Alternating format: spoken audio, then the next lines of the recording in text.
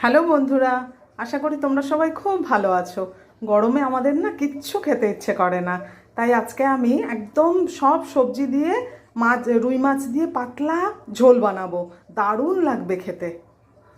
প্রথমে আমি কয়েক পিস রুই মাছ নিয়েছি, এগুলোকে হলুদ নুন আর একটু আটা দিয়ে মেখে নিয়েছি। এবার ভালো করে ভাজবো।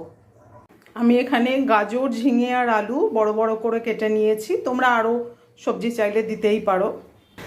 তেল গরম হয়ে গেছে, পাঁচফোড়ন দিলাম, সবজিগুলো দিয়ে দিলাম, স্বাদ মতো নুন আর হলুদ দিলাম। ভালো করে নেড়ে একটু ঢাকা দিয়ে রেখে দেবো। আদা, জিরে গুঁড়ো, ধনে গুঁড়ো, কাশ্মীরি লঙ্কার গুঁড়ো আর কাঁচা লঙ্কা দিলাম। ভালো করে ভেজে নিলাম, জল ঢেলে দিলাম। এবার ঢাকা দিয়ে ফুটতে দেবো।